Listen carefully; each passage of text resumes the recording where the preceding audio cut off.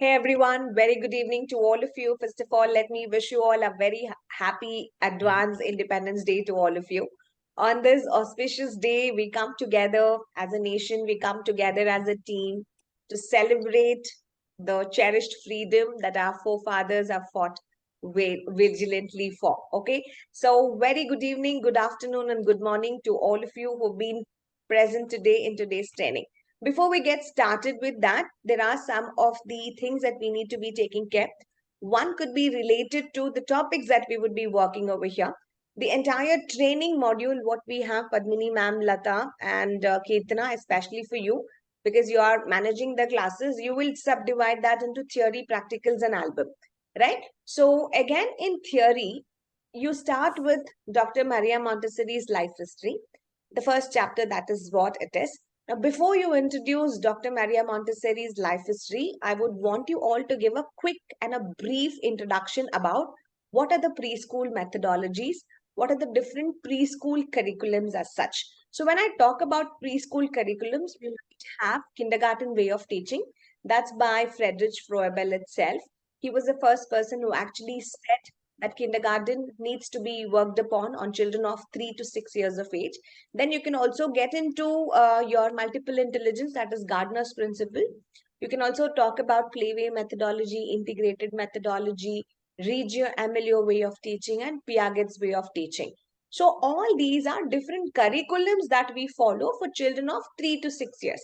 But what is widely used with all of us, as we know, is kindergarten way of teaching. That's Froebel's methodology. So that's where you have your nursery, you have your lower KG, your upper KG. That's nothing but your lower kindergarten and your upper kindergarten, right? So slowly, Dr. Maria Montessori gets influenced by Froebel, who was the person who worked upon kindergarten curriculum. And at the same time, she would also see Mr. Giannett's work and Edward Seguin's work. Now, very few of you must be knowing about Dr. Maria Montessori. How many of you know about Dr. Maria Montessori? I came to know after you introduced us to it. Okay. So, yes. So, Maria Montessori, if at all, if you say, 1 second, I'll give you a quick, if you don't mind, I'll just take 10 minutes. So you would be able to work upon. So here, what we actually work on, whenever you would like to talk about Dr. Maria Montessori, she's an Italian physician. When I say physician, she's doctor by profession. You all must be wondering, like, how did she actually become an educator then, right? So that's a different story that you would be seeing in your chapter 1.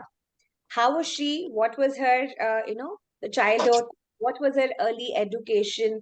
What did she graduate from? How did she get into medicine? Who was the person who recommended her for medicine? What were her struggles to continue to this particular course? Even after she becomes an Italian physician, she has been declared as the doctor, she would still find it difficult to continue with her job. That is when she joins as a surgical assistant and scholar entrepreneur. You will be able to see that she would start assisting Mr. Giannettard and Edward Seguin, who are the people who would be working with mentally challenged children. When she starts working with these mentally challenged children, that is when she would be able to understand that sensory education is so important than the intellectual development. So that is how an Italian physician becomes an educator, and she is known for her amazing and an outstanding work. Okay, and this methodology is named after her name itself. Correct? So we know about that. So what we work over here in this entire chapter is you either learn on the early life and education of Dr. Maria Montessori. You will also see what was her work when she works with children of special needs. So that is where she worked in the University of Rome, in the psychiatric clinic, where she develops and she works with children who have these developmental disabilities. So that's when she gets that potential ability to work on sensory education. She gets to know a little bit more on kindergarten curriculum. She gets to know a little bit more on sensory education. So she starts integrating all of that. Slowly, Dr. Maria Montessori was asked to take up a school. So that's when she opens her first school. That's Cassidy Bambini in 1907. So she works with children who are with low income areas and other things, right? And slowly the spread of Montessori movement would start. She'll start moving to different places, and the methodology will also start expanding globally, and people will start adopting her philosophy in many of the schools. And that's how Montessori education becomes very famous, because it was focusing on child centered learning, it was focusing on individualized instruction, it was also focusing on fostering a love towards learning. Okay, so all these things were a part of it. But again, what happened, she alone could not take up many of these particular things. That is when Dr. Maria Montessori also starts to write books, correct? So she starts to write books, she starts to train the teachers, and she would be able to educate all of them towards whatever our principles are. So this becomes your chapter 1.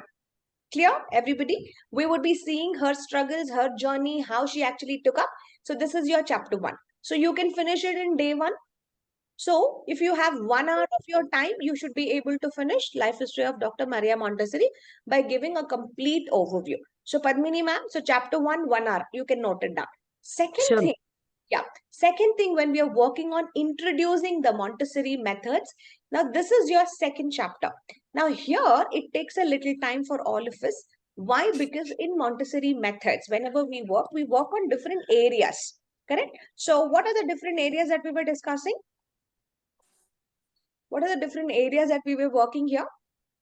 One thing is, we have to work on hands-on exercises, correct? So second thing, what we definitely need is, one second. Yes? Sensorial education. Yes, we will be learning on 5 areas of Dr. Maria Montessori's. What are the 5 areas? EPL, sensory, Yes. language, maths, Yes. and cultural. Math and cultural, correct? Cultural. So here is where we will be working on all these things. So in your Montessori methods, you will take your students, you will have to show them how the setup needs to be done. You will also be able to guide the children how or what are the different areas of Montessori that I will be working with children. And at the same time, you would also see how that can foster independence, how you will be able to work on different skills. Say, for example, what's your first area? So we would have to segregate, we have to separate the quiet areas, we will have to separate the noisier areas, we will have to separate the skill set areas, and so on. So how do I start separating? The first important thing, when a child comes to our classes, for the entire overall development, I will be dividing into 5 areas in Montessori. So your second chapter will be talking more or less about me helping my teachers, my students to work on the areas. So I will have to set up a practical life area. So this is where I will have to set up really trays, right? So I have to have trays, I have to keep material. I have to only be explaining them what are my activities in EPL. So I have to have activities like pouring, spooning, preliminary exercise, buttoning, unbuttoning, washing hands, fine motor development, hand-eye coordination exercises, concentration exercises. So everything needs to have a sense of order over here. Now, when you work on that area, I move to my second rack or shelf. So this is where I will be setting up all my sensory exercises. Now, when a child comes to the other shelf in your second area, what all they will have? They'll start touching, they'll start seeing, right? So they might actually pick up any of the object, they might sound or hear the sound, they might taste, they might smell. So this entire section of my second area will have to be refining the child's senses. So I create a sensorial activity. Now, this is where I would support with materials like color tablets, geometric tablets, maybe baric tablets, everything, all the 9 senses, whatever we have learned, the entire material needs to be kept. Now, in your trainings, you will be explaining what is my method. So, as Dr. Maria Montessori, what is my method? I have to educate every child to go pick up that material, let them be independent, let them learn how to use it, let them restrict that particular independence and learn all of that. So, eventually, when children are doing this, my language comes. So I have to work on word building. I have to work on sentence formations. I have to work on phonics and grammar and so on. So this is what we have been learning in our language classes also. So I can have my next area math. So I create my math area, right? So in math area, it's not only about my golden beats and other things. I can also have pre-mathematical concepts. So your sensorial and math can be little together. Most of the sensorial materials I would also be using in my math. So your complete second chapter, when we talk about our Montessori method, we need to be talking about how to set up, how to set up your area. So some of the teachers, what happens, they know everything. But when it comes down to presentation, when it comes down to setting up everything neatly, they lag. So in your Montessori method, you have to talk to them. What is the essence of why everything needs to be placed in order? Why everything needs to be given with so much of an independence and other things. So your third chapter. So for this chapter 2, maybe we need 3 hours, because one day you will have to explain. Second day, they will have to set up everything. Third day again, you will see, rearrange everything and see what goes little right or wrong and other things. So you can use all of that. So maybe 3 days you can choose a number of hours depending on yours. Chapter 3 is practical life, right? Exercises of practical life. So your chapter 3 theory and your practical, you can combine. You can do them together to simplify your job. So do chapter 3 and your practical together. Early childhood, language in childhood is where you will have to spend more time, because it also talks about the child psychology. It also talks about different kinds of developmental areas. Now, say for example, when I talk on my language in childhood, there are so many things that we will be discussing. Correct? If I have a book, I might be able to. I don't have a book here. Okay, so your early childhood you have to do for a longer period of time, because it has nutrition, it has milestone, many things that you're going to be talking. Language in childhood is very crucial. So chapter 5 and practical 4 you can combine together. School administration, chapter 6 is more towards your roles and responsibilities. So this is where the teachers would be given a chance to write lesson plans, timetables, the number of working hours, the time schedule, the routine, everything. So that comes under your all the record maintenance to run a school.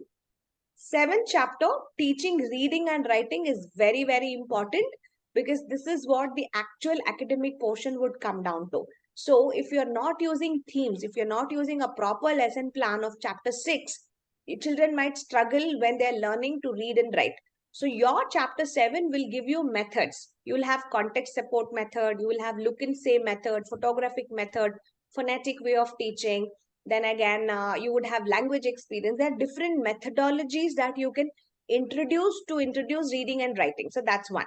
So chapter 8 is very simple. It's about sensory education. So when you're doing chapter 8 theory, you combine it with your practical 2 sensorial. So that will help you to work on it. Now here, you will see here, have certain other parameters. Like say, for example, maximum marks. If you've chosen a 100-mark paper, the center heads will have this choice. You can either choose a 100-mark paper or a 50-mark paper.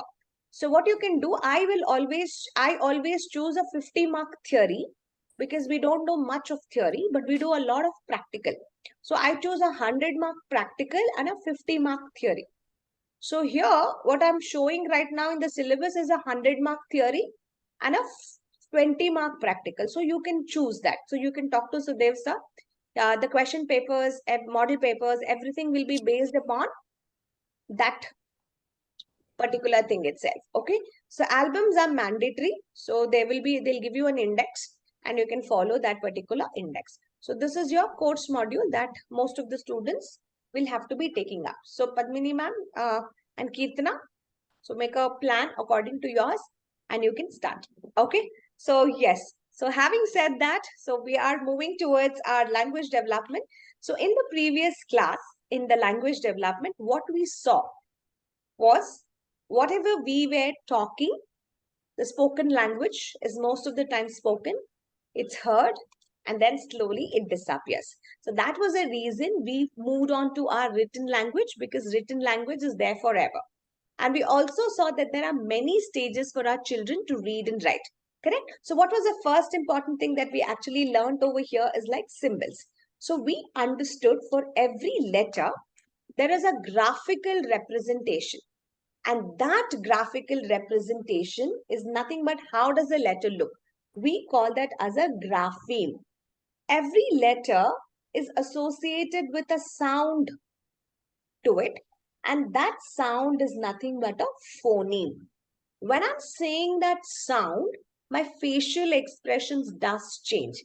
For example, when I say ah, when I say b, my facial expressions does change, right? Anything which is related to my face and the expressions when I'm producing the sound is nothing but my whistling. So every letter is a combination of a graphical representation, a sound, and your facial gesture. So I can say we have a grapheme, a phoneme, and a whistling for every letter. So how do we work over here? In your writing practice, you have to make sure that the children will learn 26 letters. After they have completed 26 letters, then is what you would clarify whether the child has understood the sound or not. So that is when you work on a lot of games, right? The child needs to be given to a lot of exposure to games. Now you're very clear. Yes, now the child knows about all the games and other things. Sorry, all the letters and the letter sounds. Now it is time for us to blend. Correct? So this is where we got an understanding and the difference between a vowel and a consonant. Then we started combining a vowel with a consonant. So we had a two-letter word. Slowly we bought another consonant in front of it. We got a consonant vowel and a consonant word for all the vowel families. Correct? Then what we did was like we understood what's the beginning sound. We understood what's the ending sound. We understood what is the middle sound. From there, you can go to your consonant, or vowel consonant. So we started working on digraphs. What is a digraph? Digraph is nothing but when I combine a consonant and a consonant, I get digraphs. For example, B and R is br. C and L, that is K and L is kl. T and E is k, right? So I can have any word. So how do I break the syllable? It's br, a, t, brat. Correct? Cl, o, k, clock. So I would be able to work with different combination of my words. So once the child is aware about my sounds, what I would work over here is like, I can take the support of my Montessori materials, that is my sandpaper letter and my movable alphabet. What are the two things that I take? I take with the help of my sandpaper letters and movable letters. I work with children and then I'm going to give them the differences between what all I can actually do it. Movable alphabets, we used to make a letter, we used to make a word, we used to make a phrase, we used to make a sentence, and we can also make use of movable alphabets to make a paragraph.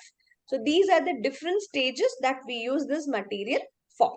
So in the last class, we did till movable alphabets, correct?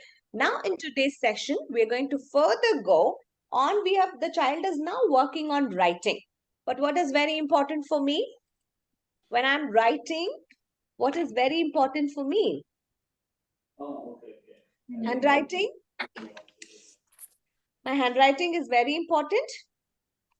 Correct? So writing, it is a complete act. Now, do you think that we need that intellectual process?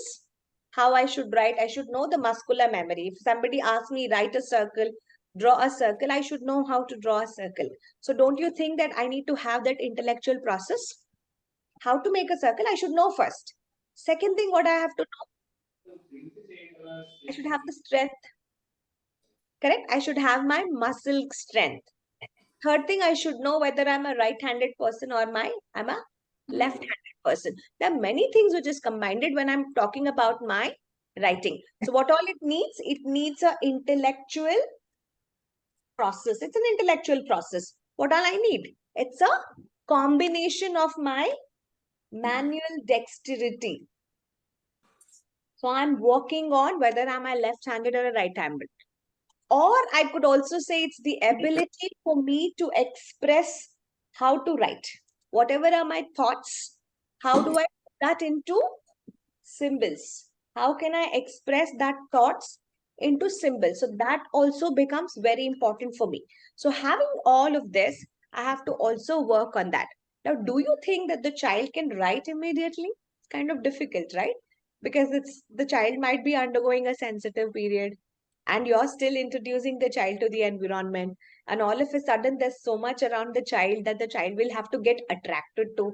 They have to write, they have to learn the sounds, they have to learn the techniques of blending, they have to again make 3-letter words, 4-letter words, and slowly the teachers will ask them, can you read a sentence? And then slowly the other teacher will come and ask, can you tell me the structure of this particular language, tell me the noun, tell me the verb, underline this, is this a particular object? There are many questions that the teacher might be asking. Now, what happens over here is like when certain systematic way or a strategic plan is not being given to the child might have difficulty in identifying and writing. So that means your base is all about sounds. If you don't introduce the sounds at the right time in a rightful way, the child might have difficulty to write anything. So it could be words, sentences, whatever it could be. It becomes very, very difficult for actually a child to write. So to make it easy, what I should be working over here in my handwriting is I have to work on two areas of preparation. Okay. So I have to prepare, correct? So I want everybody to be, every child, I want every child to write. So what I would work over here is like, I would be asking them to work on certain preparation. Now, when I'm working on my preparation, the first thing I have to work on my mind. I tell children, writing is very easy. Okay. Or I will follow a cycle work, or I will have a work habit. Correct? And again, I will build a order and sequence. After math, we're going to do science. After science, we're going to do art. Every time that I'm having this order and sequence, I'm also working on my vocabulary.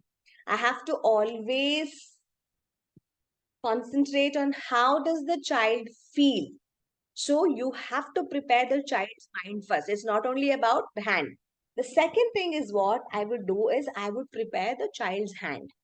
Now what happens? I would start giving them to write only when the pencil grip is developed, only when the child is able to coordinate between the wrist and arm movement. I would also give only when the child has got that left to right muscular orientation. They might not know where to write. You would have seen some children will write everywhere. They don't know to write in a line. They don't know to write in order, right? So left to right coordination, they find it very difficult. So you will start preparing your hand to go from left to right. After you're done, you will again go back to left and you will come back and right. So when we're working on that, I'm also concentrating on the hand-eye coordination. Why hand-eye coordination? When you give dots, the child might have not been able to connect the dots. Many of the lower KG children struggle. Many of the nursery children do struggle. That's only because maybe the pencil is kept too close. So they can't see where the dot is. Or the book is sharp, straight. So you have to give them that angular tilt so the child is able to see where the dots are. Okay, so when I'm working on all of that, my entire body movement, I have to turn a little, I have to help the child to sit in a particular place. Okay, so what is one thing that we always see? The table orientation. Your table, when you're sitting, okay, when I'm sitting here, I don't know. Okay, when you're sitting here, your table should be right near your waist, correct? So it should be right near your waist so that, I'm so sorry, since I have a background. Yeah. So it should be right near your waist. Then it helps you to actually keep your hand very stable and you write. So that's the reason we always choose child-sized tables and chairs. All these things are very important before we get into handwriting. Next material, when I'm actually working, I don't start with paper. Please note down the next material. So we always start with something called as chalkboards. Okay, please note down. The next material becomes your chalkboards. If I have any presentation, let me share it with you because it's completely theory.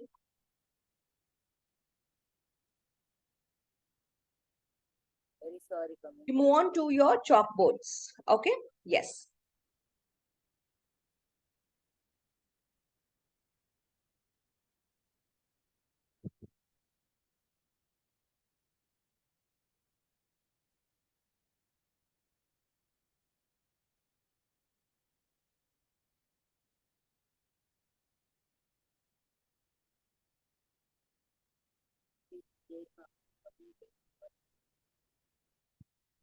Okay, let me see if I can scroll you through some of the presentations of.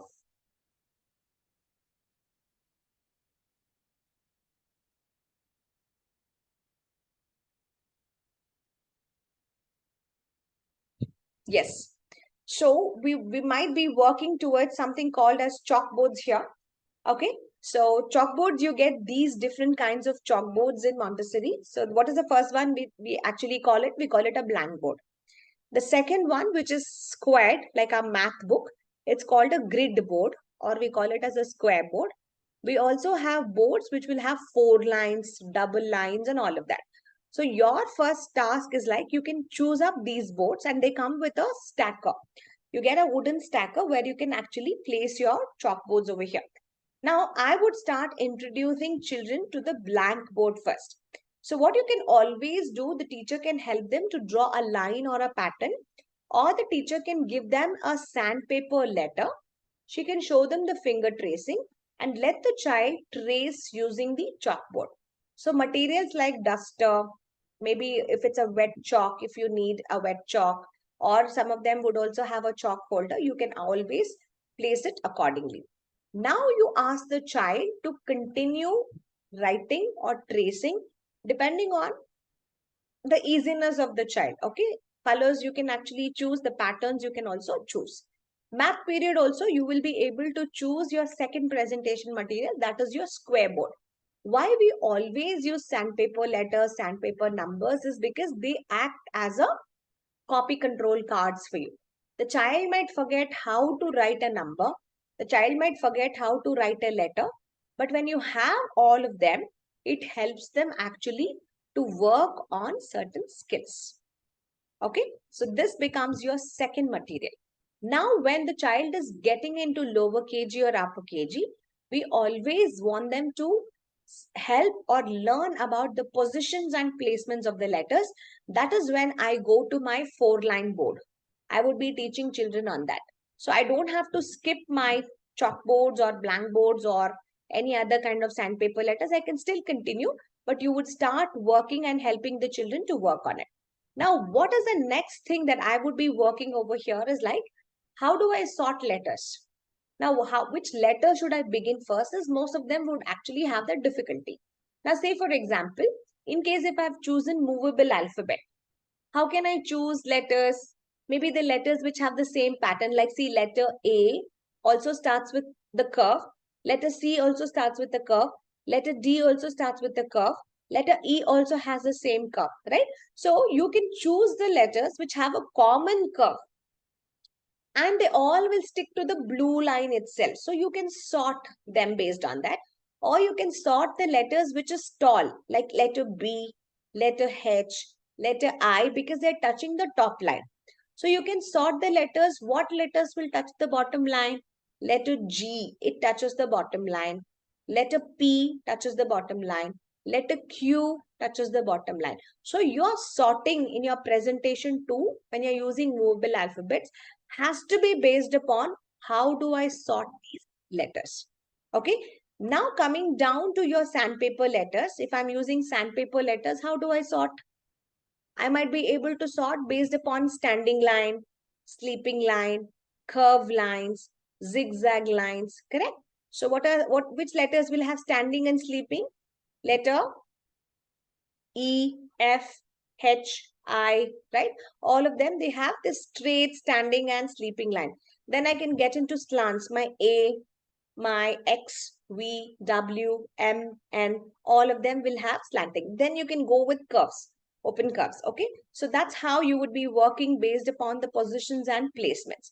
Once the child is okay, they are able to work on what I could say, like, the letters, the letter sounds, they're able to write using the chalk piece and they're able to write on the board. Then is what we give them paper. Now, again, in paper, you have to choose what kind of paper.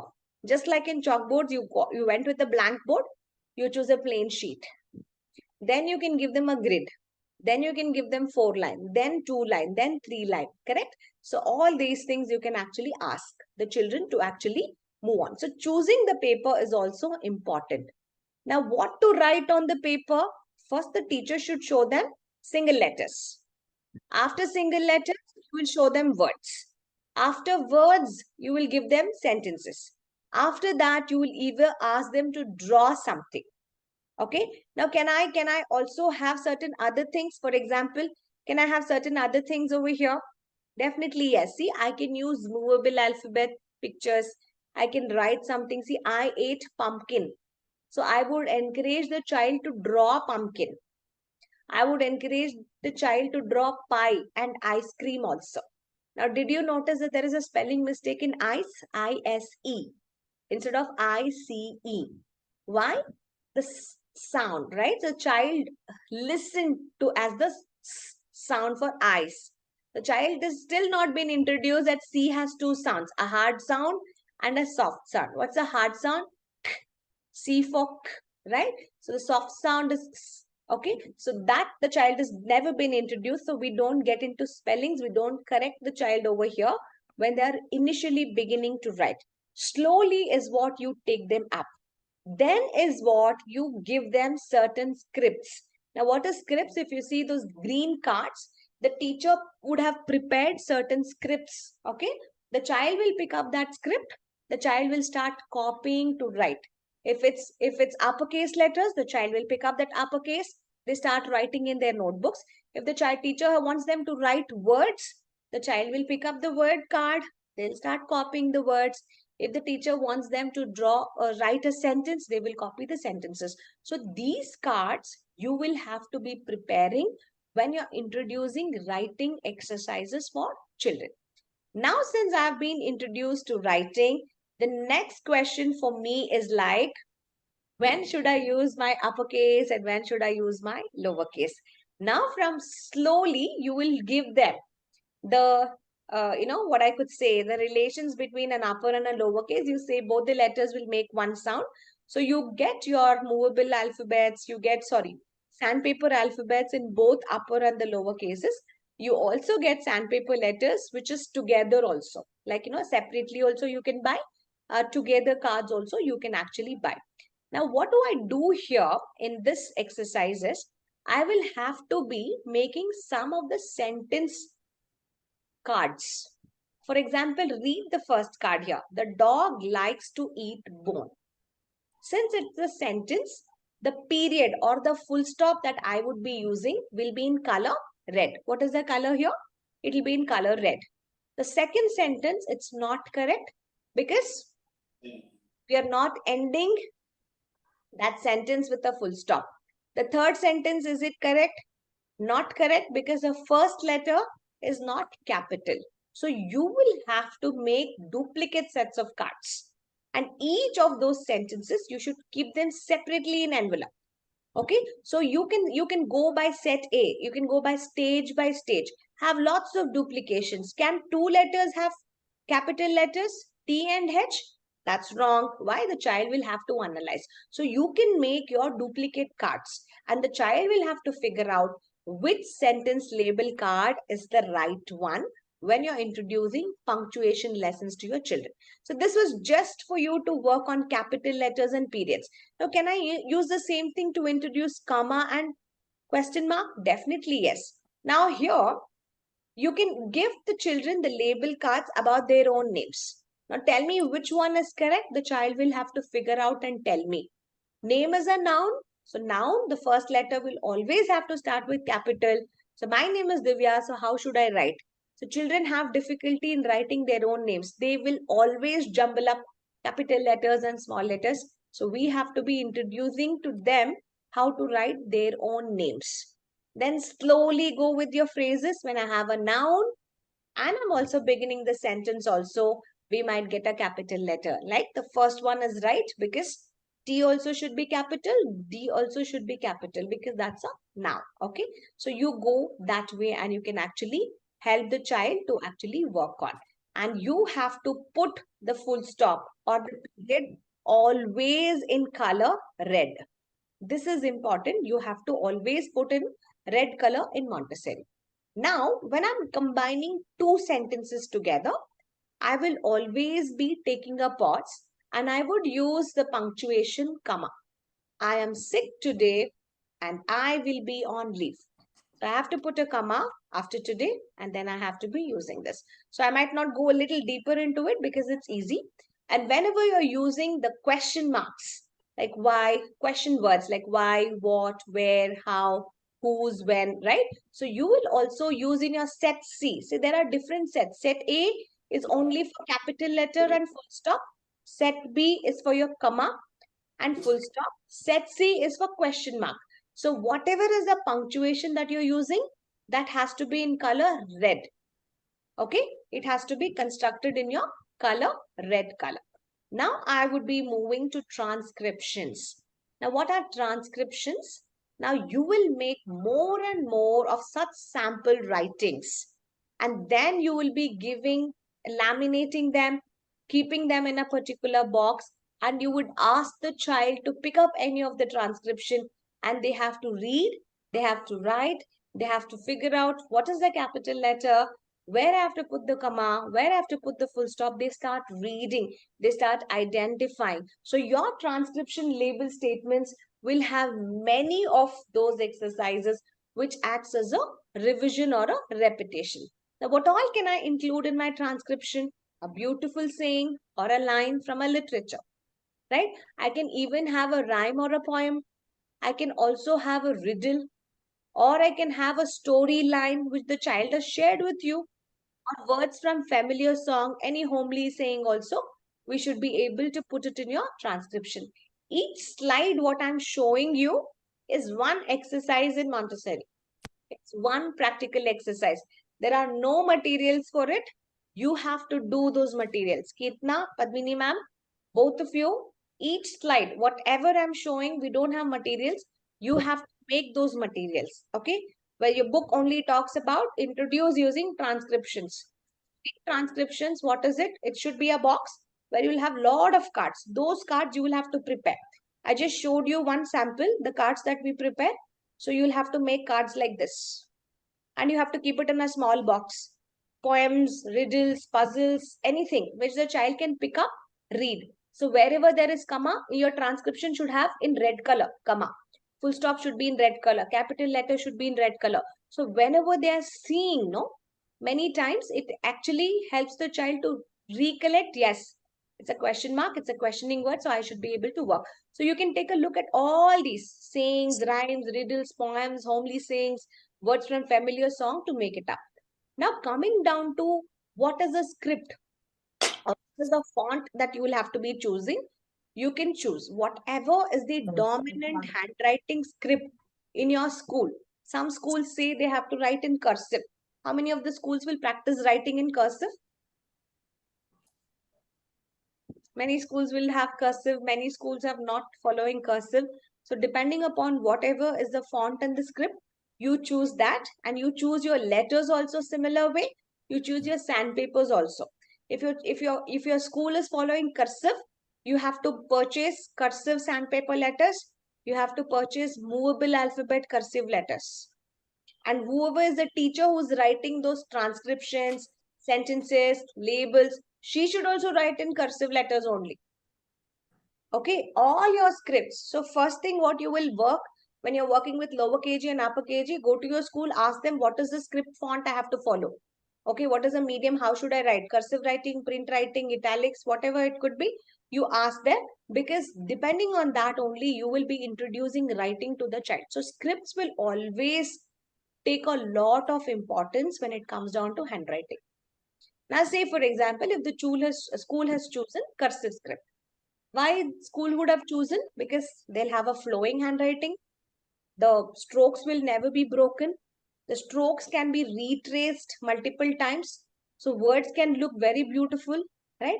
And many of them use it for the personal handwriting, correct? So all those things will be helpful for me to choose. Now, every time I'm working on that as a teacher, you will keep checking visual recognition. Has the child worked on indentation? Has the child worked on capitalization? Has the child kept a full stop? Many of the English teachers, they will be fond to check. And wherever they see, especially the older teachers, grade 1, grade 2, you will always cut marks. Full stop. Where is the full stop? Where's the comma? Where is the capital letter? How do we write? Where is the spacing? We always do that, right? So you have to be working towards this, because only then the child will become dominant towards writing. Correct? So all these things you can always choose. And your typical language shelves should be something like this from now on. Everything, if you see here, everything is labeled and kept so beautifully. All these transcriptions, whatever I said, it has to be put into your reading folders. So you can have baskets, and many of that you can actually inside, you can keep those cards and you can sort them. You can use materials like phonetic object box. Phonetic object box is simple CVC words. You will choose those tiny miniature objects. You will put those objects together and you will have to figure out whether the child is able to associate the picture to the object. And they should also learn these spellings. When the teacher asks, they should be able to differentiate what was the vowel in that. What is the beginning sound? What's the ending sound? Which vowel was there? What's the sound of it? I can also use puzzle cards, a 3-part puzzle card. I can cut this and I can ask the child to jumble that up. So it will help me to make a figure, and at the same time it will also help me to find out how many sounds are there in this particular picture to actually work with. So when I can reinforce the same thing into writing, always use 4 lines when you're introducing writing, because that will help my child to also work on the writing ability also. Okay. So again, what about my phonograms? Phonograms is where I can have a little tricky sounds.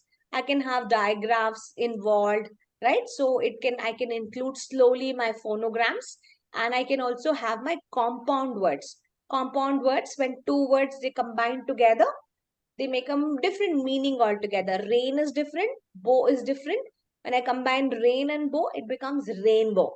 Rainbow itself will have a different meaning. Cup is different, cake is different, cupcake is different. Sun is different, shine is different, sunshine is different. So you can also have compound word cards.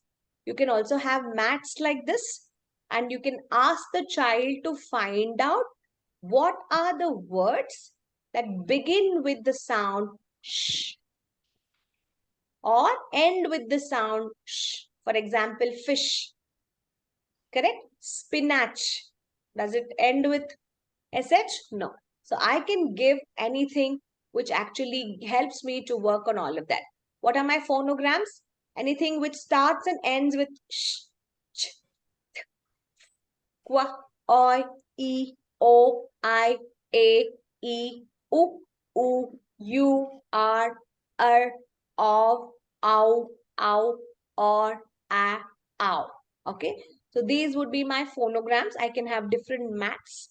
Let the child read about each of those.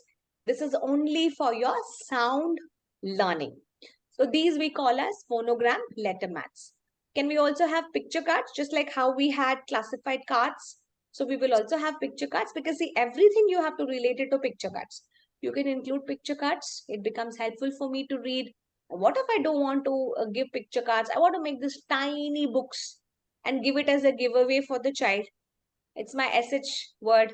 So I start reading. I make books like that. I make rhyming words. What can rhyme? Fan and a pan. Flower and cauliflower. Maybe they are rhyming. Pup and cup. Correct? So I might be able to give them exercises which actually can rhyme. So it can be with picture and a word associated, or it can be rhyming words which is related to my vowels also. All these are different variations when we start working with children. The more that you work on words, the more you work on phonograms and phonetic object boxes, words and pictures as teachers, you will be able to work with children on rhyming words, what rhymes with this and all of that. Now, anytime that we always see, we can never forget about action words. Action words are nothing but verbs. Can you run? Can you jump? Can you dance? Right? So we need to always work on action words. And action words in Montessori, we always use the color red. Okay, we always use color red. So you can either make a label, everything written in red color, or you can have cards which is red colored and then you write it on the black. It's up to you. But as soon as you see a red box, that means they are action words. Now, every day you might be using different words depending upon what you want to work. If you want to color code by day wise, you can color code and you can put them into boxes. So you will be able to get those boxes also. As teachers, you will be making a lot of booklets, correct? So we make a lot of booklets over here and you should be able to work on, the booklets, storing them. It's not only making, organizing, setting it up in order, reusing. You should know where you have kept what. So many booklets you can actually make and keep in your classes. See, they would be awesome. These are our little booklets that you should be able to make in your classes and keep it. If you don't have that material, you can make something like this. But see what the color code is. The vowels are in different color. See, always you have to make it a little visually appealing to children. Keep always vowels and consonants in different colors until your child is able to work. Classify, sort them, keep it. And then the child should be able to work and present. They should be able to do words. If any word is little difficult, explain them. Maintain a dictionary and use classified cards, use nomenclature cards wherever there is a possibility. So whenever you work with older children, you can always ask them to work on learning something from the picture. Like collect lot of pictures from the social environment. It could be a picture of a village, picture of a city, picture of a farm, and ask the children to observe. Now, when I give you this picture, what all can you observe? What all do you see? Colors. You can say It's a village picture. It's a can you village describe the picture? Can you describe the picture? A farmer is plowing and his houses are very close by to his fields. And you also see the water body near that. And there's a boat. And there are a lot of mountains or hills behind the water body. And just to add to it, he must be happy. He seems to be happy. Yeah. See, that was a wonderful thing that we actually could read, right? So this one we can give it to older children. Similar way, we can actually work with city. You can collect any picture and ask the child to read the picture. And when I give you an opportunity to read this picture, how would you read this?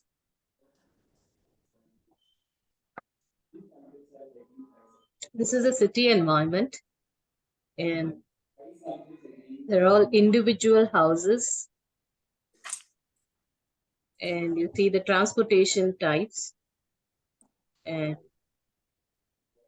you have a hospital. A lot of things, and maybe we can make a story out of it. I see the fire. Maybe somebody from the school, they inform the fire brigadier. So they rang up this particular number, and then the fire came. They put off the fire. They felt that some students or somebody was injured. Then they had to call up the ambulance. The ambulance came. They took them to the hospital. So you can make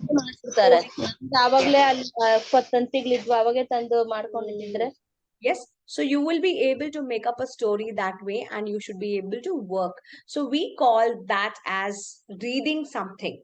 And wherever there is a possibility, as I said, we bring in two nomenclature cards. Now, again, in nomenclature cards, when we are talking or when it comes down to picture cards that we actually talk, we always work on reading, helping them to read it. Now, what is the picture that we see here? It's a triangle. Triangle. Maybe I'm interested to introduce a triangle has three sides. So my label, if you see, I'm moving to a little higher stage, wherein I'm also helping the child to read three sides. Did you notice triangle is in a different color? So I'm specifying that the object name is in a different thing and I'm describing the object also as it has three sides. Now, what if the child is not able to make a larger label?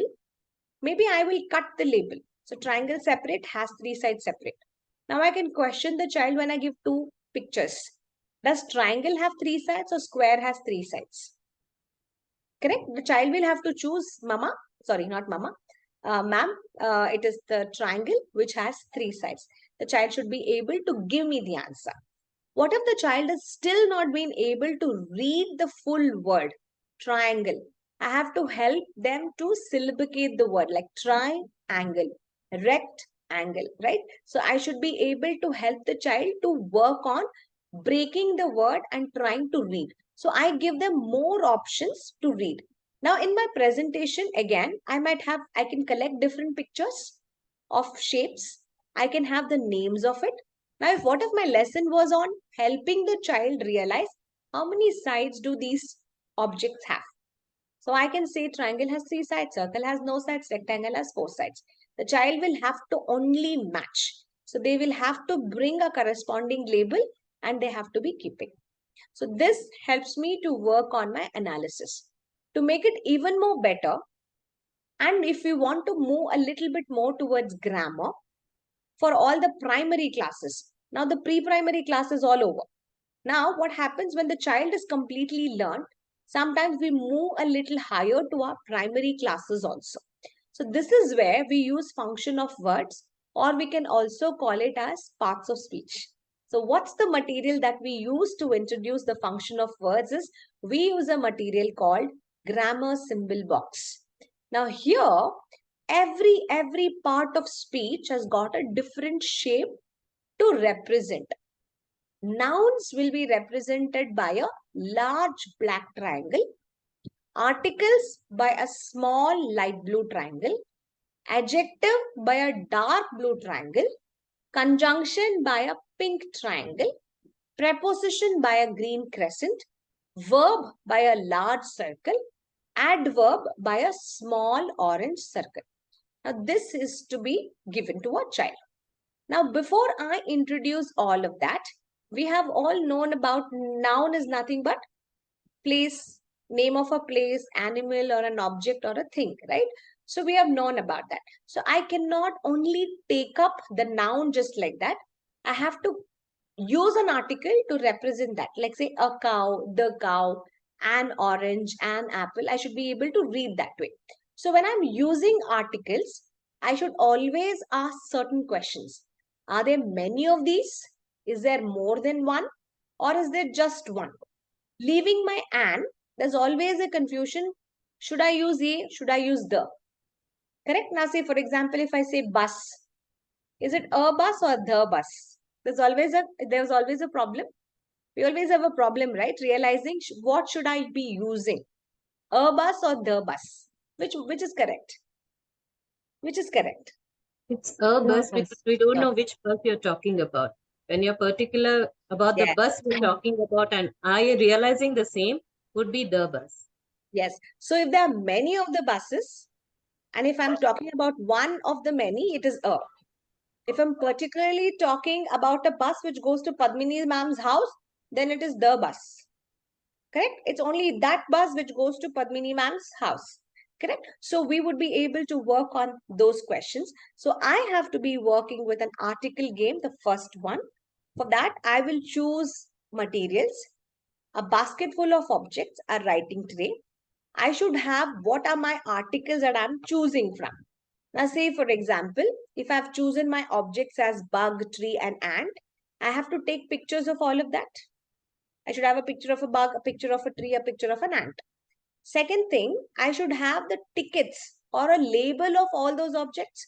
So if you see, I have a bug, bug, tre, tree, ant, ant, spellings written as words. So that becomes my labels. Now, what are my articles? Separately, I have to have a, an, and the. These are my articles. So I have taken everything. Now, how do I present? So I take one object. Now, here my object is what? Bug. Correct? So, was it one of it or was it many of it? I don't know. So, if it was one of it, it becomes a bug. Sorry, if it's one of it, it becomes the bug. If it was many of the one, then it is a bug. Correct? Now, moving to the next thing, I can also choose my environment to be farm. Okay? Now, take a look in my farm setup. I have different farm animals. So, I have kept objects. I have also kept labels. I have taken the labels as cow, horse, pig, duck. Now, if you see here, okay, is there one cow or many cows in the environment? There's only one cow here. Okay, so you might not be able to see, but there's only one cow, or there are many cows, I don't know.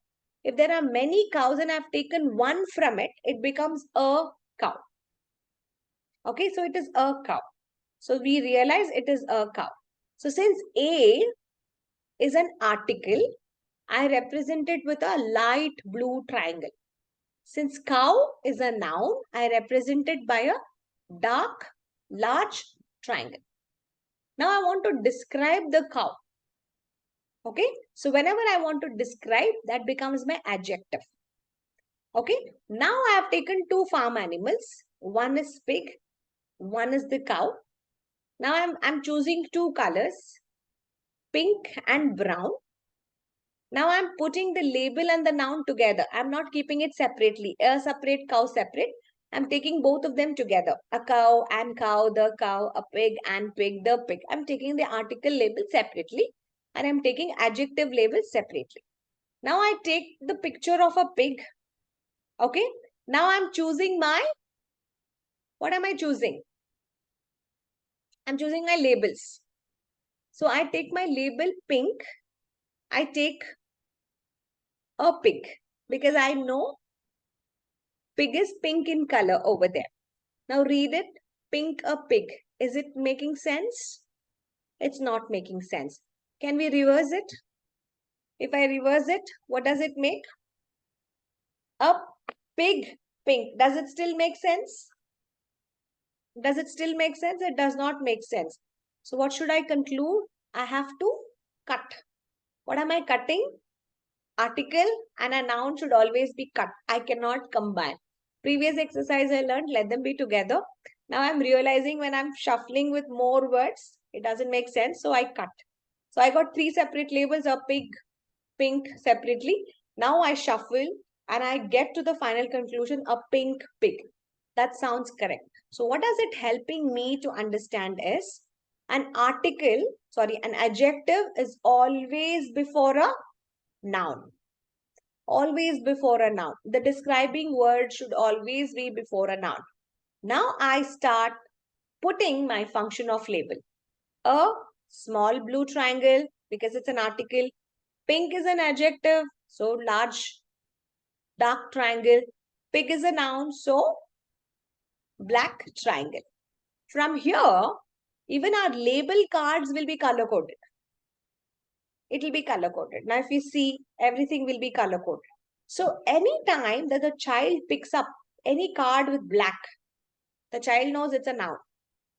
Any time that the child picks up a dark blue, the child understands it's an adjective. Okay. Now, your adjectives when you're choosing, it should be logically correct. I can't say a hard sky. Adjective should be a blue sky, hard rock, soft pillow, hot water. Correct? So, your adjective should be right. Like blue sky cannot have a hard sky. So the child will also be able to understand the relationship between what is correct and what is not correct. So this is how you would start presenting your function of games. To support this, we use another material called detective adjective game. Now in this, you will have 63 triangles. Now what are the three colors that you can see here? We see yellow, we see red, we see blue color. Correct? So these are the three different colors. Now, do you also see that there are different triangles here? We have right angle triangle, acute angle, obtuse angle, equilateral, isosceles, scalene. All the 6 triangles are there. And did you also see there are different sizes? There are equilateral triangle, but there is a small equilateral, medium equilateral, large equilateral. So small obtuse, medium obtuse, large obtuse. And they're also in different colors. Small yellow equilateral triangle, small red equilateral triangle, small blue equilateral triangle, medium yellow equilateral, medium red equilateral, medium yellow equilateral, like that. there are different combinations. Having all these combinations is what we would have 63 triangles, which is composed of 7 different types. Now just think, if I have taken anything like this, I've taken this triangle. Just imagine I've taken this triangle. First of all, what is it? What is the shape of it? It's a triangle. Now the teacher asked children, what kind of a triangle it is? Ma'am, it's an isosceles triangle. Why? Two sides are equal, the other side is not equal. So it's an isosceles triangle. The teacher then asked children, what is the color of it? The child says, ma'am, it's blue. But blue what? Blue isosceles triangle. Children, what about the size of it? Is it small, medium, large? Ma'am, it is small blue isosceles triangle. So when I pick any object from this box, the child should be able to describe it in this way. The small blue isosceles triangle. Now I give another triangle to the child. The child should be able to still say it's an isosceles triangle, but it is red in color, but it is large in size. So how should your label be? The large red isosceles triangle. When I represent using my grammar symbol box, the is an article, large red isosceles is an adjective.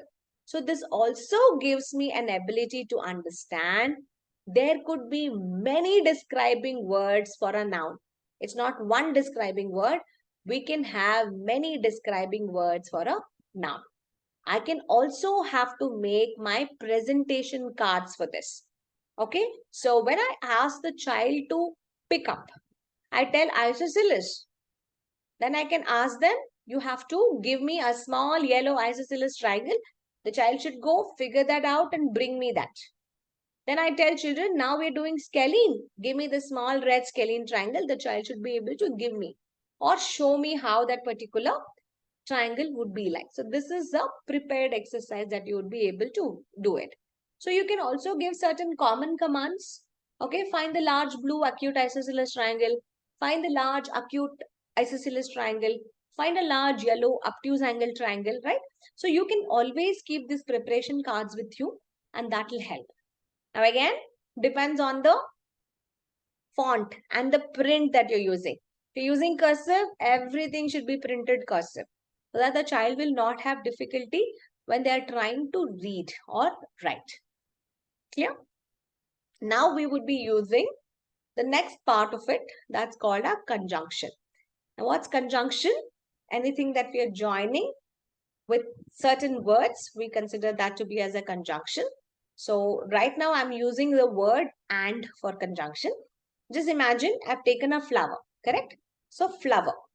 So when I use flower here, what is the thing that I will have to be working over here? One second.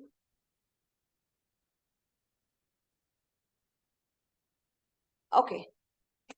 So when I use a flower, now just imagine this is flower. So what is the next thing that I will have to be using? I have to use the article, the flower, correct?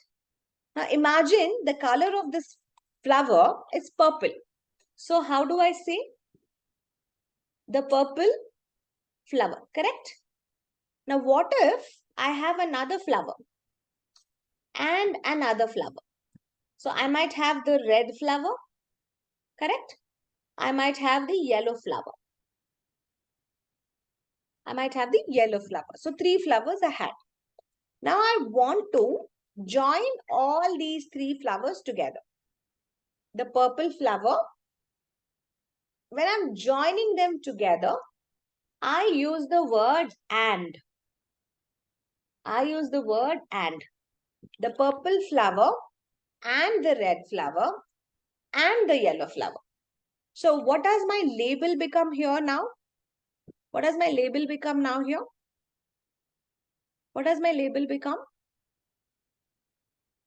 The red flower and the purple flower and the yellow flower. My label would be that way. Correct? So this is how my label would be. If at all, can you see my screen, everyone? Yes, ma'am. Can you see? Yes, Yeah. ma'am. So I have the blue flower, the purple flower, and whatever is the color, the red flower. Okay. So can I use multiple times and an and? I should not be using it, right? So I would remove the first and, I would put a comma here. If you notice here, I have to remove this part. I have to remove this and I would replace that with this comma. But I will still keep the and here. Okay, see, I have kept the and here. Towards the end, I will also have to put a period here. How do I represent it? Now I can also have color crayons also.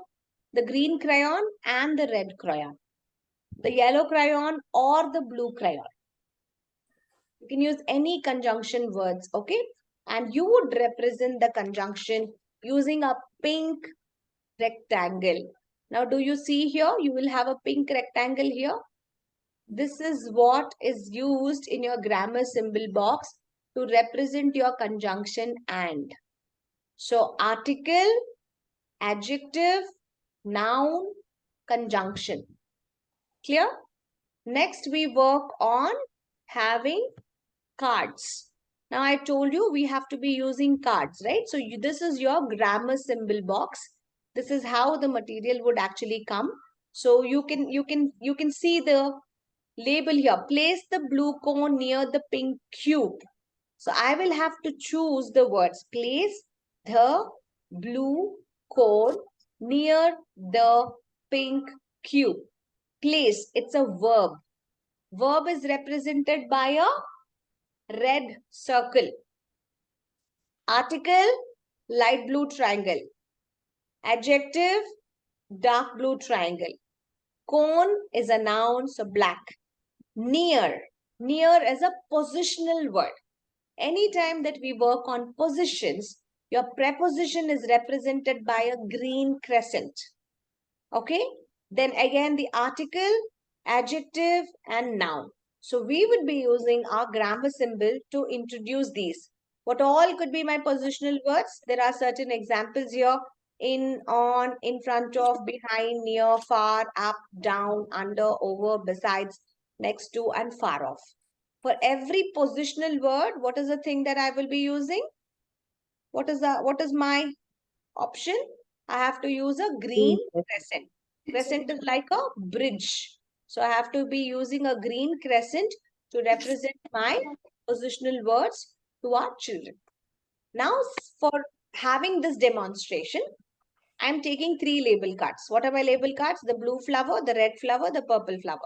So I've taken I've taken the blue, the red and the purple. Now I've also taken a was, and now I'm going to be working on 3 prepositions.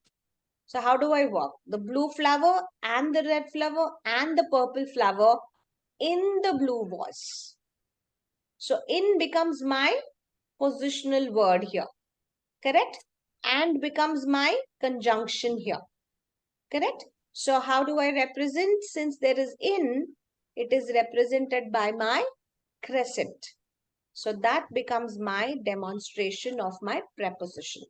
Okay. Lay the kitten under the basket. Lay. Verb. Verb is represented by a red circle. The article kitten is a noun under. Positional word. The article. Basket, noun. Clear? All of you? So that's how it's going to be working. So this helps you to work on your grammar symbol box. Okay. So these are some of the few simple exercises that you will be working in your language classes with your children. And you can also work on construction of sentences. Now, when you're working on simple sentence constructions and all of that, you can also see on what could be the ways that you would be able to work, or like, how can I have my simple sentence constructions. Okay, so you can also see that. But this one, simple sentence constructions, we don't use it for younger kids. Okay, so we always use these simple constructions, simple sentence construction for little older children. And materials like this we used. So these are your sentence construction materials. Again, we divide that into multiple stages. We don't use it in our preschool, but we can use it for grade 1, grade 2. We can use the simple sentences. Again, here, when we talk about the construction, we need to see whether the sentences will have what I could say is like a simple sentence which has one subject and two actions. Does it have two subjects? Subject is nothing but noun. Okay. Now, say for example, in case if I've had, I'll make it very easy for all of you. Now, in case if I have subject is nothing but noun, is what I said, correct? So, if I say Divya, so I can do multiple actions, correct? So what I can do, I can read, I can write.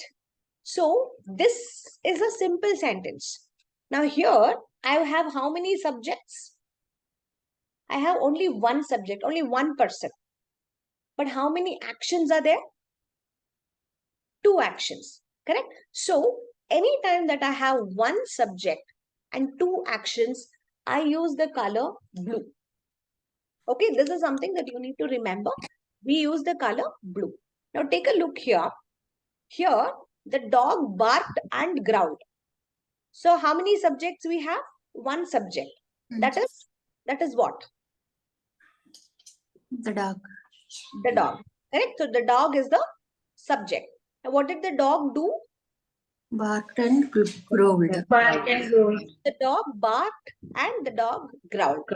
Coming down to the presentation as such, what do I do here is I need to make sure that the child understands this particular concept. So when the teacher gives the dog barked and growled, what is my first thing that I have to identify is I have to identify which is my action word. What are my action words here? Barked and growled. And growled becomes my action word. So in function of words, what do I do? I have to take how many red cards? Two. Two red cards. Two circles I have to take from my grammar symbol box, correct? So I have to place, since there are two actions, I have to take, okay, there are two actions and dog. So I have one noun. What do I take? One triangle I take. Now what I do here is like this entire sentence, I will be cutting them into pieces. Now I understood and is a preposition. Barked is a Verb. action. Verb. Yes. Barked is a action. Growled is an action. That piece I will keep on this. That piece I will keep. Okay, so this is noun.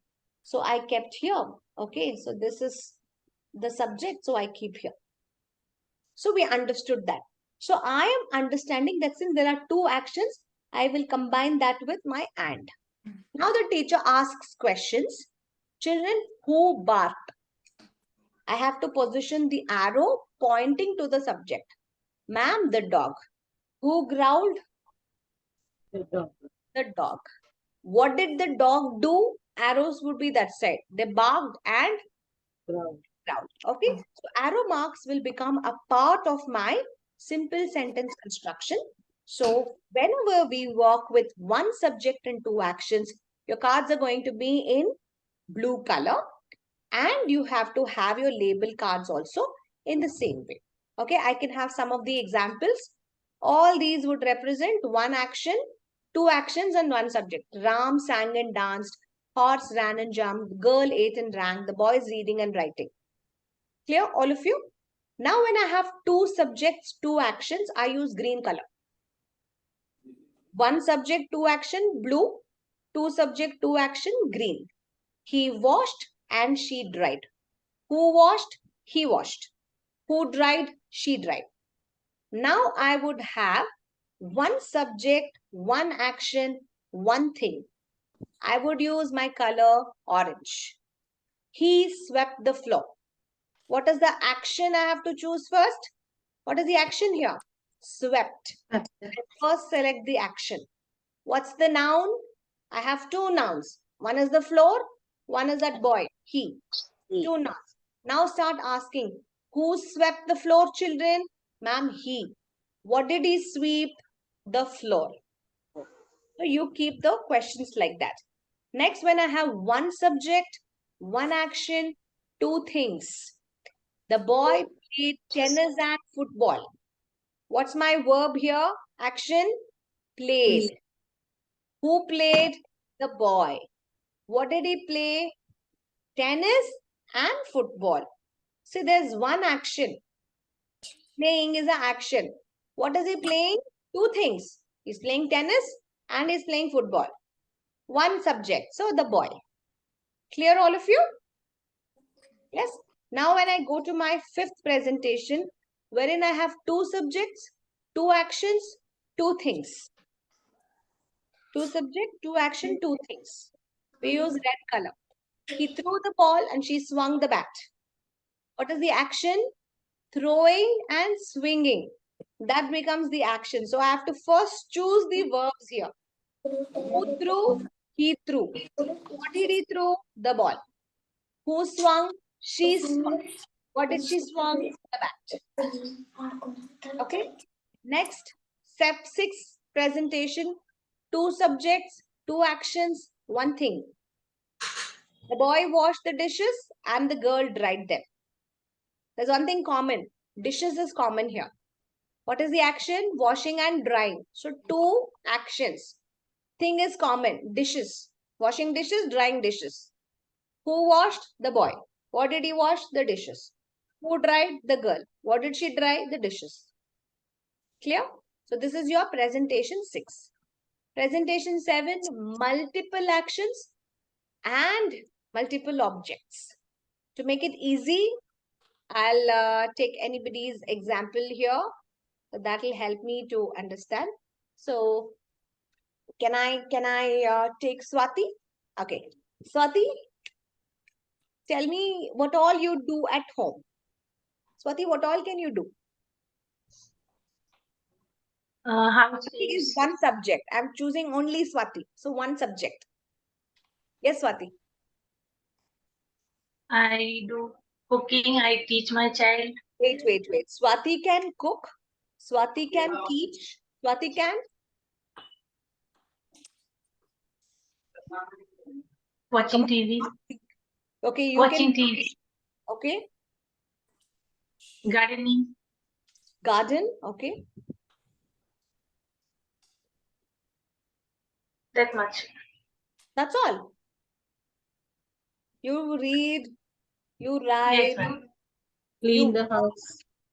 okay. Many things, right? So there's one subject, multiple actions, multiple things. Swati can cook rice. Swati can teach student.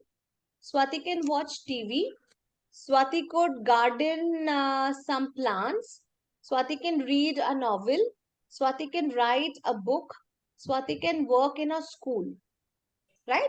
So, at the last sentence is where we put and.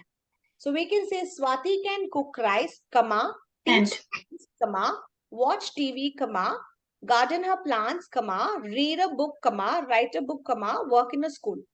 Okay, so this becomes your one subject, multiple actions and things.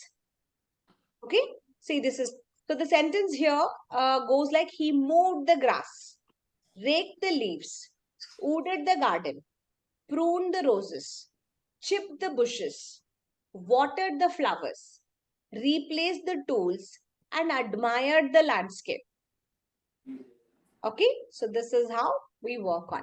So this covers your language part, which talks about having simple sentence constructions. Okay, the very simple, very basic lessons. So I will not be going deeper into compound sentence structures. I will not be working on attributes. I would not work on. There are other things like construction sentences too, wherein you work with extensions, you work with indirect objects, you work again with attributes, so again indirect attributes. So again you will have suffixes, prefixes, compound words, homonyms, homographs, plurals, antonyms, synonyms. All these things you can include, which is not a part. We can always include in your courses because it will help the students also to learn about it. So this covers our overview of what we do in our diploma program. So for today, most of your training is completed. And I wish you all the very best for your future training sessions. If you have any doubts, you can ask me. We still have 5 more minutes. Yes, anything. How do you want to take up your classes? Whatever it could be, you can ask me on anything. It was a wonderful session, actually. We have learned a lot in the last, few days, but unfortunately, I feel that, it is ending today. Yes, I just wish that it would go on for some more time. We have a lot of things to learn. you can always connect. We have our sessions on every Tuesdays and Thursdays. So you Okay. can always connect with me. So there are many sessions. We do 5D phonic, we do story time sessions, we work on demonstrative sessions. We work on students coming up and giving demos on some of the classes, wherein they talk and I only observe and work on retrospecting all of their work, and the fellow members can see and learn how every person is presenting their lessons. And offline classes, if at all, if you would like to have any a little bit more of lessons, you can always bring that also into your sessions to work with. Yeah, good thing. So yes, so if you're following, you guys are all following our page on Facebook. We post a lot of content, and Yes. the YouTube channel also, so you can subscribe, and you should be able to get a lot of lessons. There are many playlists on each of those topics. There are Montessori inspired activities. There are pure Montessori activities, which is all done by the students only. Many of our students who have submitted those lessons and other things are there. Maybe if you need any drive links, I can share it. You can go through the album work, what kind of album works that students have done. So that will at least give you for your art album and other thing to actually work with. Okay. So good to have been connected with all of you. I know it's a very emotional moment to formally say goodbye to all of you. Yeah, but I really enjoyed thoroughly, and today my students were exhausted, the offline students, because we had a celebration at school, and by the time we could wind up our day, it was already 3:45 or nearly to 4, so we had to immediately rush, and they said, why don't you cancel the class today and we can meet on Wednesday? Yeah, so very few have joined. I think Swati is the only one who has joined. Yeah, otherwise everybody is like bunked the class with permission. Yeah, yeah. So that's one thing. So Padmini ma'am, my heartfelt thanks to you and your team for being a part of our training program. Thank you very much. Kirtina, would you like to share something? Yes, ma'am. I really learned many things from your classes. Actually, I was a student before. So apart from that, you take many things. Actually, I've attended 2 classes, not only from you, from a trader before. But your training was in deep. Everything was more in detail. Even the videos, everything was in detail. I really learned a lot from your classes. You, Was so if you, sorry for cutting you off, Kirtana. So we've just done an overview session. I've just given you an overview. We have not gone in detail at all. To add you, Shanta, I'm just pulling out Shanta there. Shanta, how was the detailed lessons of binomial cube? Yeah, it is very deeply, ma'am. Yeah, Would you like so to share many something on explanation. binomial cube? Yeah, so, very nicely you have explained it, ma'am. You have learned a lot of that binomial cube, how the shapes, uh, how we will learn. We have learned a lot in practical, ma'am. In Practical. theory, in practicals, we have learned more of theory. Okay. So practicals, you learned a little bit more. So when you go Yes, ma'am. deeper, when you Yes, go ma'am. deeper, you would learn many things. So just to give you a heads up, thank you, dear. Thank you. So we did not do in our sessions on certain exploration. Say, for example, there are different things that we do in practicals. We do a different way of doing it in offline classes, online classes. So the students, when they're picking up these materials, they understand the purpose of it. Okay, so every layer, when they're actually working on the construction of the binomial cube, they understand the formulae. What is our formulae? So I'm working on the binomial theorem here, wherein I'm helping the students to derive a formula of a cube plus a plus b the whole cube is what? Right? So Yes. we are giving them on that. So we work on layer algorithms, we work on layering, what is the formula, how step by step you should be able to work on the formula by giving them the dimensions, by measuring the volume of a cube. How do you come to a conclusion of all of this? All these would help me to work on my formula relations, right? So this is what we go deeper. And we will be able to do hardly 2 lessons in a day, sometimes 1 lesson in a day. Every Yes, ma'am. student will get that opportunity. So unless and until they know. So even in their dream, if I say what is binomial theorem, they should be able to know that. They should be able to do the formulae. And even a child should be able to say, okay, I know the volume of a cube is length into height into breadth. They know it is a cube. If I give them a red and a black combination, they know 2 sides are equal. So it's A into A. Only one side is different. So it's another parameter B. If I take a blue and a black, they know it's a different parameter. So B and B are same. Only A is differing. So the child will start working. Since how many are there? The 3 of them. So they tell me it is 3A square B or 3B square A. Correct? So you have to get into the level of children when they do that. So Kitana, yes, we've just done a very, very brief overview. You guys need to build up on this training session. Do a lot of research, do a lot of learning yourself. Read the books that you have got it as a training manual. Everything is mentioned, line by line is mentioned in your book. So you can't ignore any line in your books. When you read it, it will be a blessing. And since you're doing it for the first time, I know it's going to be a very, very beautiful journey for all of you. And you would surely, I'm very sure you will love this course and you will fall in love with teaching and training with all your trainee members. Okay. Thank you, dear. And I wish you all the Thank you best, so much. Kirtana, Thank you. for your Okay. training lessons. Thank you, dear. Just last one thing to add. Yes, If we yes. love the trainer, the training becomes very fun. It could be fun to learn. You Thank don't you. like the Dear. trainer, then nothing is fun. So we all love you and we love the training too. Yes. So it's always, Yes. I believe in energy. The energy that you receive is what the energy that you can give. Okay, the energy what you are like, I'm exhausted for the day. I'm working since 7:45 a.m. in the morning. Celebration, 32 activities, 32 dance programs, 32 class programs, judging, so many things. Totally exhausted for the day, no energy. And I'm like, last day of session now, I cannot. And I'm just putting you off each one of it. So it's always the energy. So when you give energy, you get back that energy. When you want to do it genuinely, you get that. You get that. And that's what I greatly believe in, counting on the blessings that I have. A lot of people are there to support. When I just put a message like I'm not well, I got so many messages. Yes, And ma'am. maybe I just told them, everybody, just pray a little bit for me, 1 second, 2 seconds, so that I get back that energy for tomorrow. And that's the love for your team, that you come back, you roll back with that energy, right? So it's always the team. I have to put everybody into the gallery.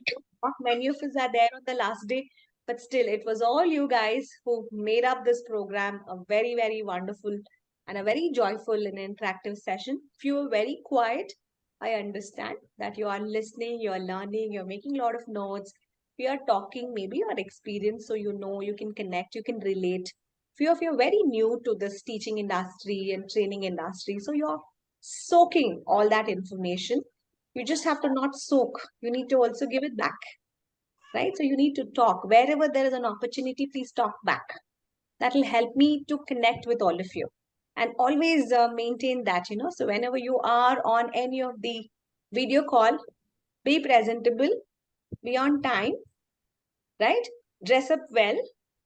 The first thing that connects to people is how is the other person. So your etiquette is also very important. Your dressing style, the way you look, the way you talk, your gestures, how graceful you are, how courteous you are. It's okay. Even if you're in a rush, you're in a hurry, ask the other person, can you please give me a moment? Settle down calmly, settle down quietly.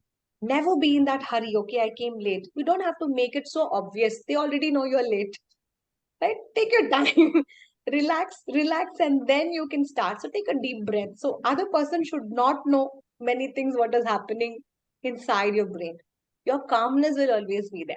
So sometimes people ask, there's so much going around, how can you be so calm? I'll be like, yeah, I know what's happening in my mind, but subconsciously I keep telling to myself, calm down, be calm. People are watching you, people can copy you, calm down, right?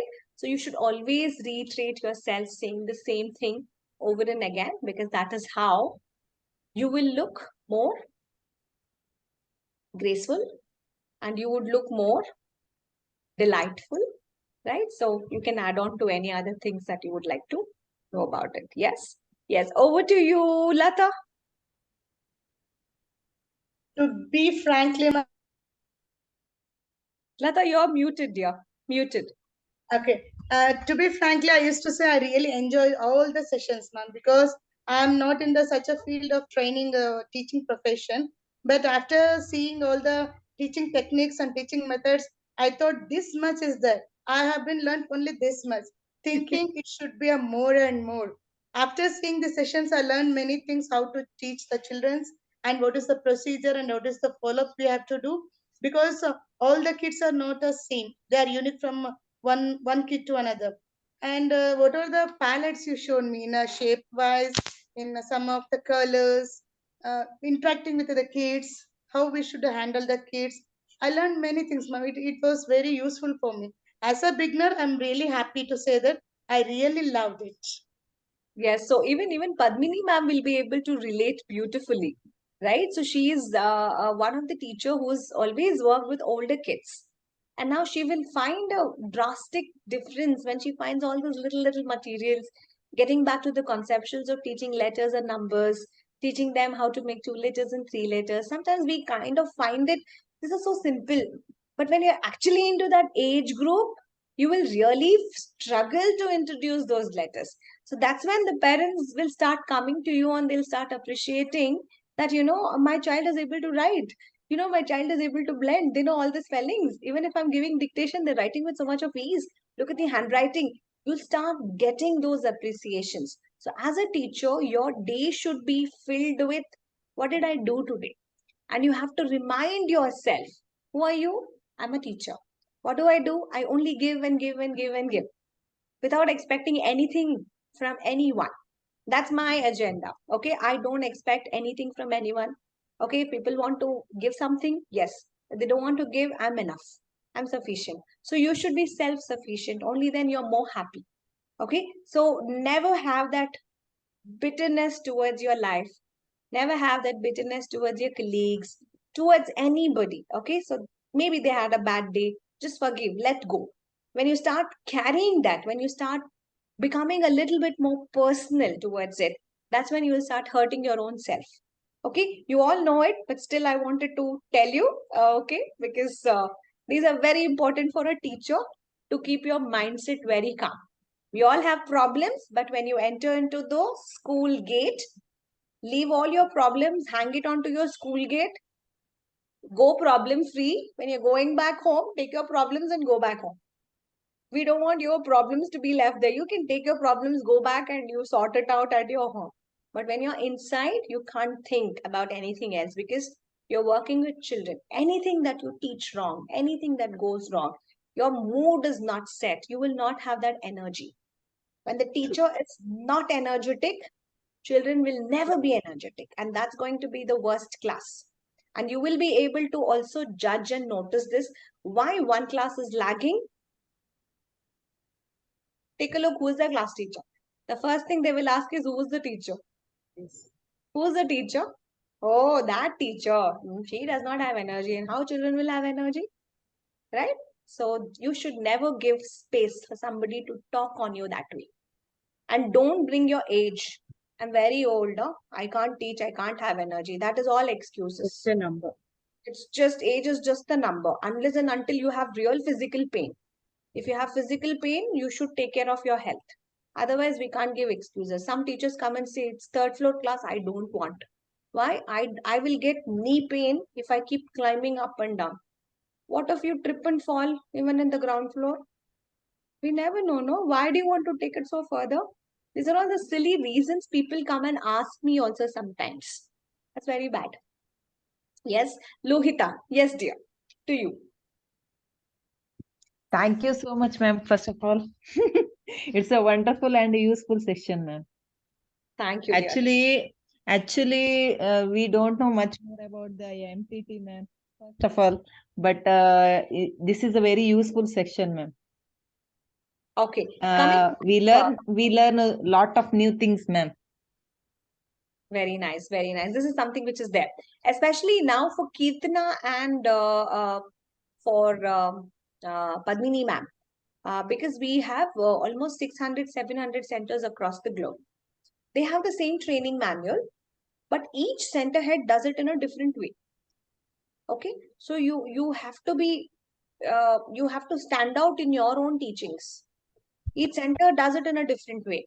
People have also come back to me and said, Divya, I also did it from IMTTI, but this was not the way it was taught. Okay, I also did it from IMTTI. They did it so much, right? So they would always have a comparison between center to center.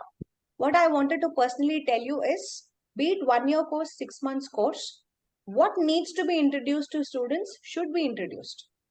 You have material, you don't have material also, no issues. Show them the picture at least. This is how the material looks like. And this is how you're supposed to be doing that material. That student should be aware. Tomorrow, if they go to any of the Montessori schools, they should not say, I did not learn. My trainer did not teach. My school did not have that apparatus or material. No, they should know about it. This is one thing that I wanted to tell you, because many of them have come to me saying that this was not introduced, that was not introduced. No, don't give a chance for that. Do everything after the book. Okay. So, okay. Thank you very much, all of you. Advance Independence Day wishes to each one of you. God bless you all. Stay in touch. Thank Okay. you. Thanks a So lot. Thank you, ma'am. Thank you so much. First Happy time Independence I'm Day in without advance. words. Yeah, first time I'm without words when I'm having a closing meet. I'm just thinking what to say to each one of you. Yeah. So yeah, it's an emotional moment. I would surely miss all of you. And so thank you for joining me in the journey, or wherein it was over a period of, like, say, 10 to 12 days or more than 15 days that we have been connected. We're meeting each day, Monday to Friday in a week, learning about the different principles of Dr. Maria Montessori's methodology. We have actively participated in theory. We have actively participated in learning many of the practical lessons. And there's so much to learn from each one of you. Some of you are senior teachers, some of you are young mothers, some of you are young trainees, some of you are young teachers. Many new personalities to meet over here, and we still have doctors being in a part of it. See, this is a very diversified learning, and there's nothing that actually can stop us. And this wonderful Montessori methodology is in the own way, is like, gives all of us to uncover this transformative power towards inspiring the young children into the terms of education, helping them to be more curious, helping them to foster independence. And that's going to be a lifelong learning journey for all of us, right? So, saying that, today, Divya, I'm very, very thankful to all of you for being a part of this wonderful training session. My sincere regards and thankful notes to Mr. Sudev for giving me this opportunity, for introducing many wonderful participants out from the new places over here, wherein we not only learned and knew about each one of you, but I would remember each one of you in person. Okay. So as we celebrate Independence Day tomorrow, let's cherish the independence of all of ours, and great teachers over here. Let's nurture these boundless potentials within every child. Thank you very much, and have a Thank you, great, ma'am. all of you. Loads of Thank you. love, lots of hugs. Thank Take you. care and have a great weekend. Thank you all. Thank you. See Thank you. you. Thank you, ma'am. Bye, You too, ma'am. ma'am. Bye. Bye-bye. Ma'am. Take care. Bye, ma'am. Thank you. Thank you. Thank you, ma'am.